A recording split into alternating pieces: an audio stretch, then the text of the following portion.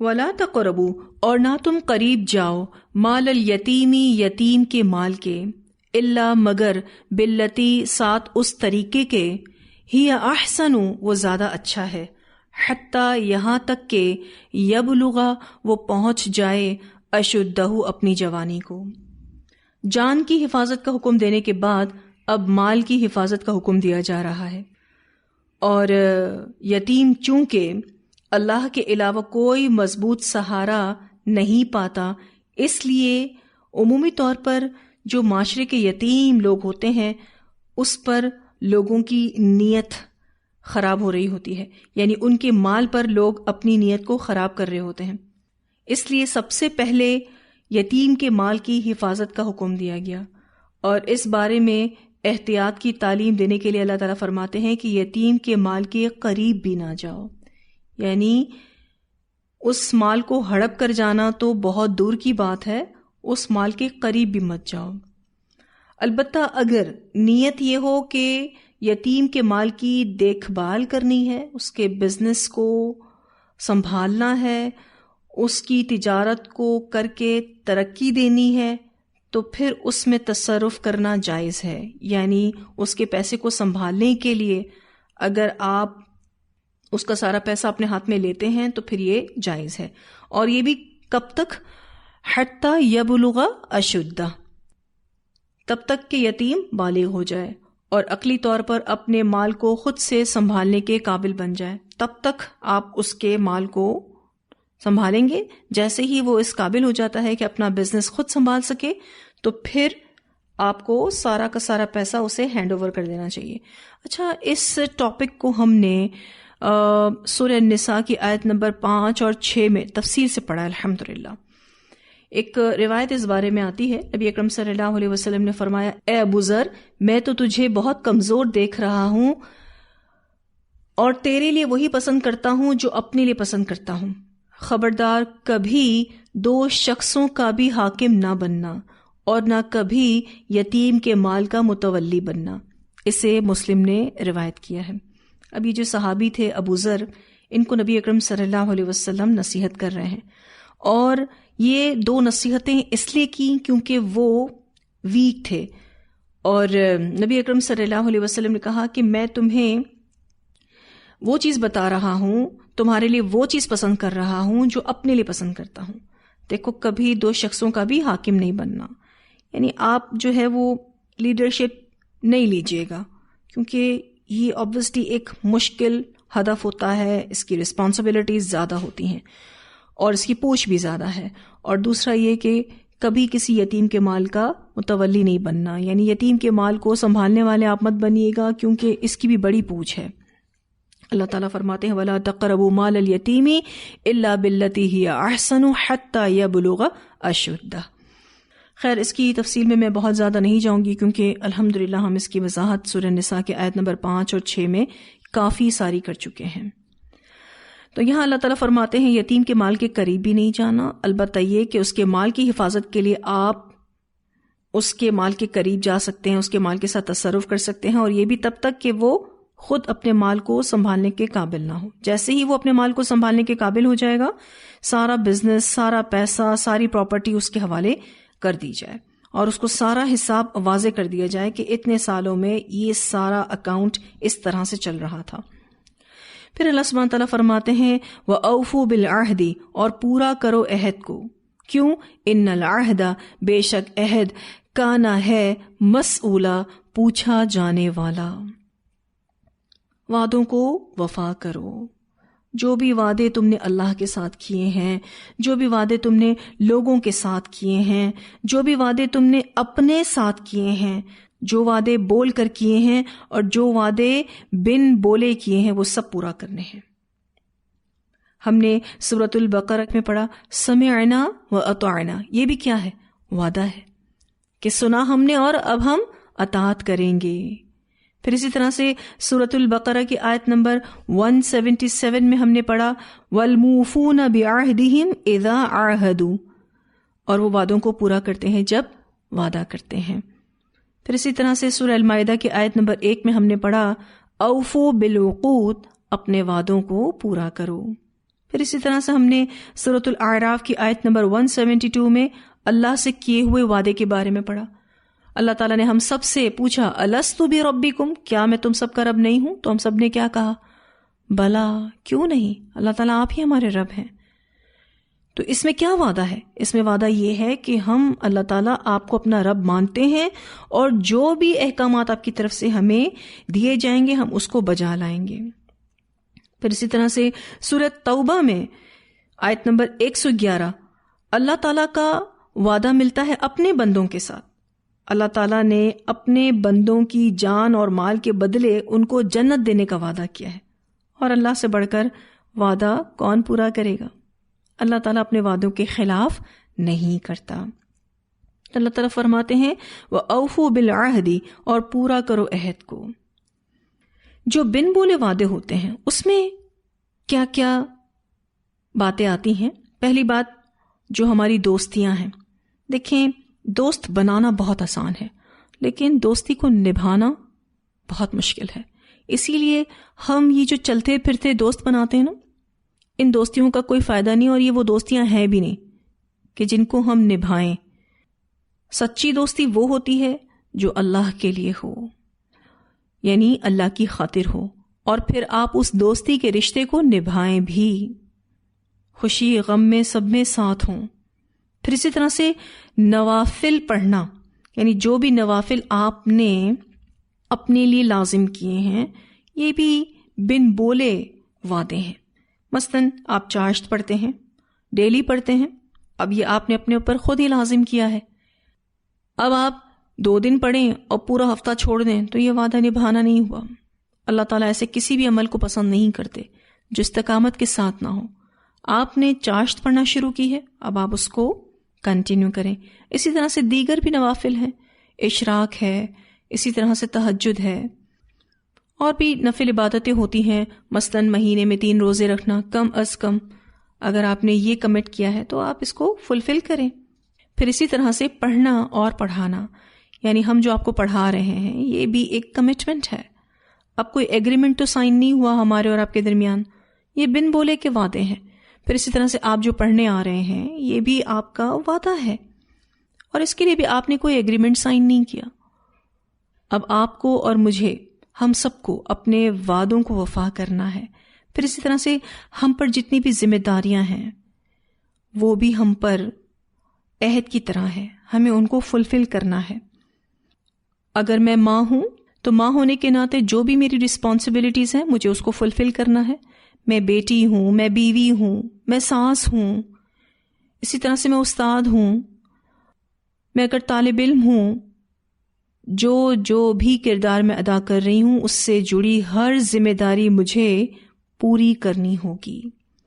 پھر اسی طرح سے قومی اعتبار سے ہمارے کچھ وعدے ہوتے ہیں، اسی طرح سے انفرادی اعتبار سے ہمارے کچھ وعدے ہوتے ہیں، ہمیں اس کو بھی فلفل کرنا ہے. تو کچھ وعدے ہم پر بن بولے خود بخود لاگو ہو جاتے ہیں، جیسے کہ پڑوسیوں کا خیال رکھنا. پھر یہ کہ کچھ وعدے ہم اپنے آپ سے بھی کرتے ہیں، اس کے لیے بھی کوئی ایگریمنٹ نہیں ہوتا، بسا اوقات تو کوئی الفاظ بھی نہیں ہوتے، اندر ہی اندر دل ہی دل میں ہم کچھ نہ کچھ وعدے اپنے آپ سے کر رہے ہوتے ہیں. تو اس کو بھی پورا کرنا ہے. کیوں؟ ان العہد کان مسئولا، بے شک عہد ہے پوچھا جانے والا. میں نے آیت کے اس حصے کو اپنی جو لائبریری کی کبٹ ہے نا اس پر لکھ کر لگایا ہوا ہے الحمدللہ. اور یہ اتنا بیسٹ ریمائنڈر ہے میرے لیے کہ جب یہ آیت کا حصہ میری آنکھوں کے سامنے آتا ہے مجھے جواب دہی کا احساس مل جاتا ہے الحمدللہ، کہ جو بھی میرے کمٹمنٹس ہیں، جو بھی میری رسپانسبلٹیز ہیں، جو وعدے میں نے بول کر کیے ہیں، جو وعدے میں نے بن بولے کیے ہوئے ہیں، ان سب کو مجھے پورا کرنا ہے، کیونکہ ہر عہد پوچھا جائے گا. کیا ہم یہ کہہ سکتے ہیں کہ ہم نے ہر وعدہ نبھایا ہے؟ نہیں، ہم میں سے کوئی بھی یہ بات نہیں کہہ سکتا کہ میں کنفرم کہتی ہوں کہ میں نے ہر وعدہ فلفل کیا ہے. آپ چاہتے ہوئے بھی کتنے وعدوں کو پورا نہیں کر پاتے. لیکن جب اللہ تعالیٰ آپ کی سچی نیت دیکھتا ہے نا تو اللہ تعالیٰ پھر ان وعدوں میں جو کمی کوتاہی رہ گئی اس کو اپنے خاص رحم و کرم سے پورا کر دے گا، کیونکہ اللہ تعالیٰ نیتوں کے حال جانتا ہے۔ اور کبھی آپ نے دیکھا ہوگا کہ آپ کسی وعدے کو پورا کرنے کی سچویشن میں نہیں ہوتے اور وہ وعدہ آپ کر چکے ہوتے ہیں، لیکن آپ بس نیت کرتے ہیں اور اللہ تعالیٰ سے دعا کرتے ہیں اور اللہ تعالیٰ آپ کے اس وعدے کو پورا کروا دیتا ہے۔ سبحان اللہ، یعنی اتنی خوشی محسوس ہوتی ہے کہ لگ نہیں رہا تھا کہ ہم اس وعدے کو پورا کر سکیں گے، لیکن اللہ تعالیٰ اتنی آسانیاں پیدا کرتا ہے کہ وہ وعدہ پورا ہو جاتا ہے، الحمدللہ۔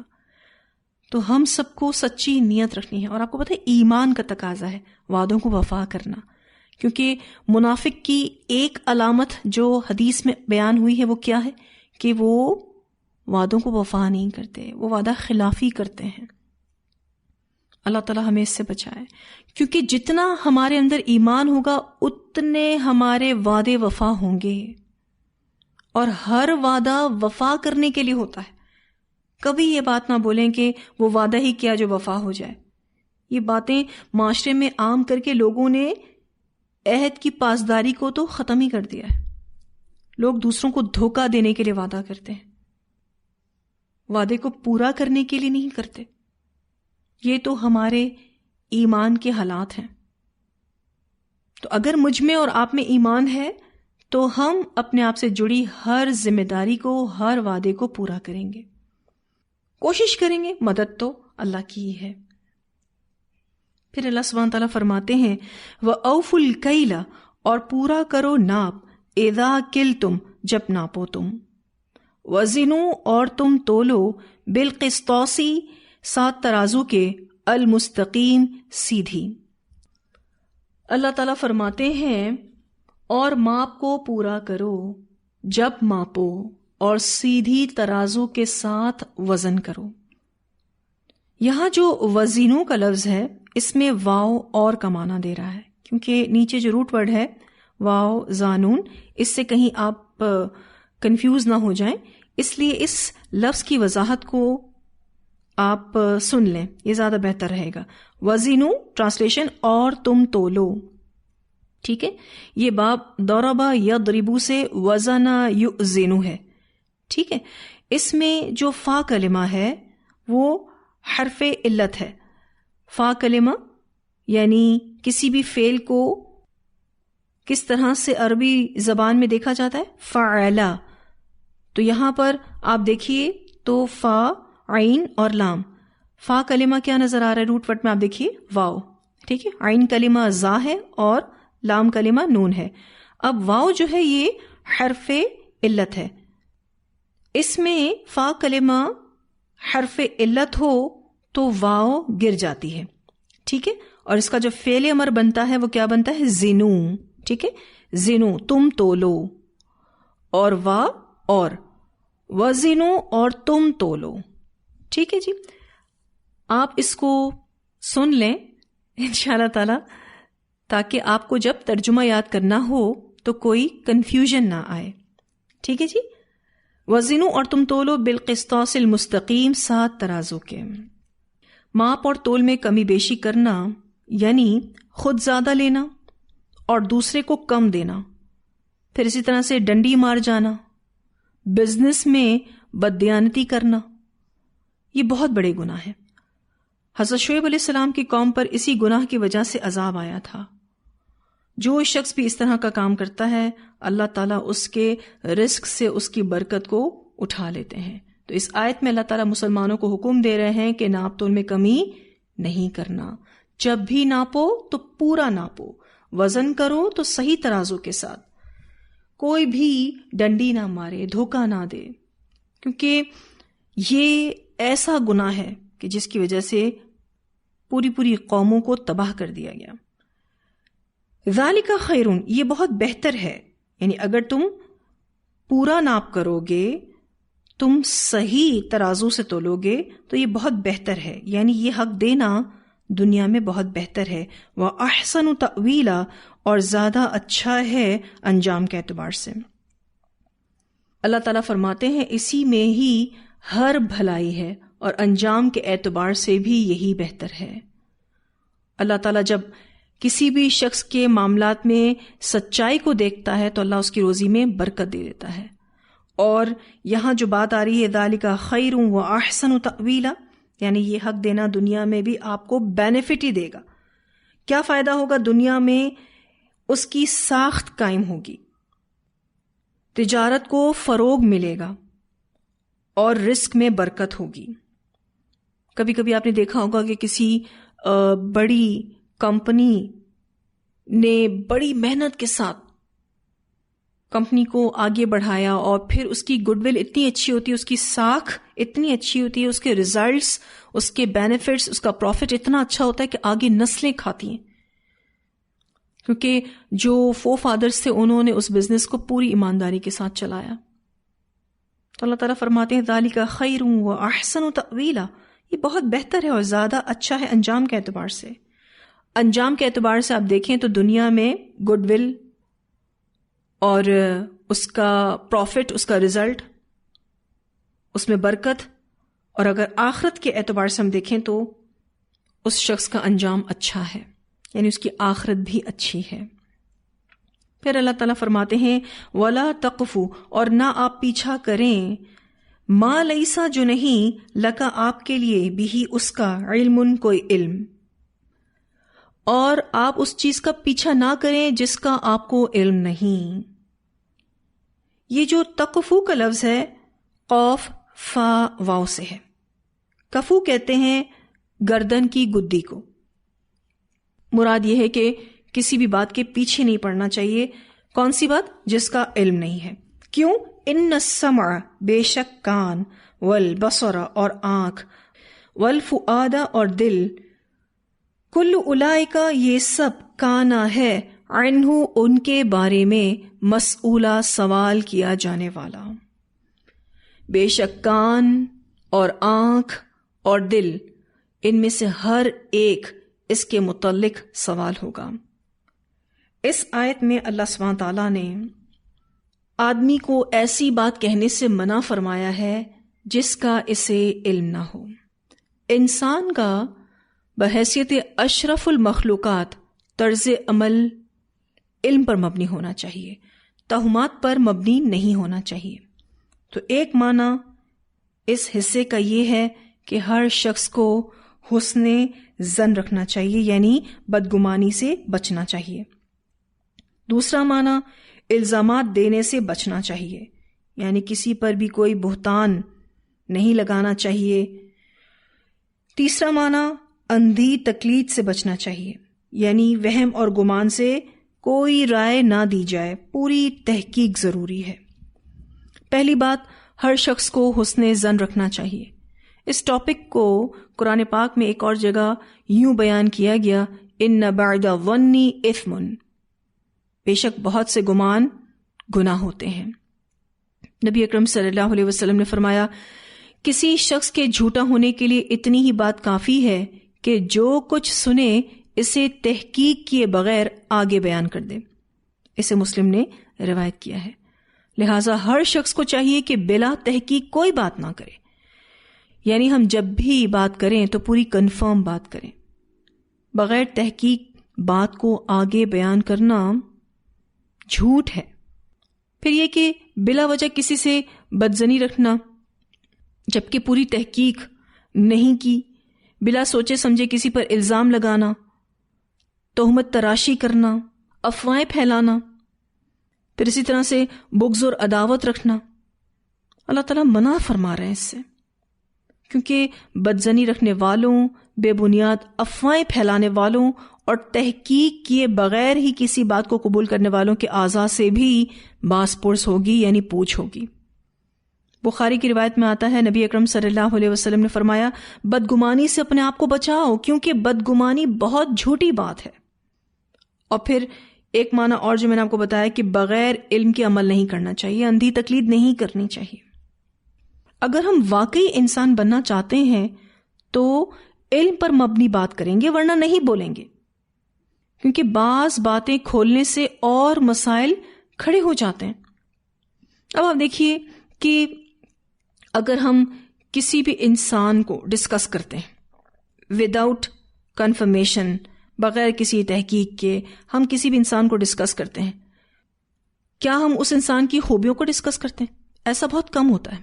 اگر ایک انسان میں 100 خوبیاں ہوں اور ایک خامی ہو تو لوگ کیا ڈسکس کرتے ہیں؟ obviously خامی کو ڈسکس کرتے ہیں۔ تو کوئی خوبیوں کا ذکر تو نہ کرے اور ایک خامی ڈھونڈ کر لے آئے تو یہ زیادتی نہیں؟ پھر یہ کہ کسی کی ایک بات کو لے کر رائے قائم کر لیتے ہیں اور اپنے دل میں بدگمانی پیدا کر لیتے ہیں اور اپنے دل میں اس شخص سے نفرت شروع کر دیتے ہیں، تو کیا اللہ تعالیٰ دل سے پوچھے گا نہیں کہ کیوں کیا ایسا؟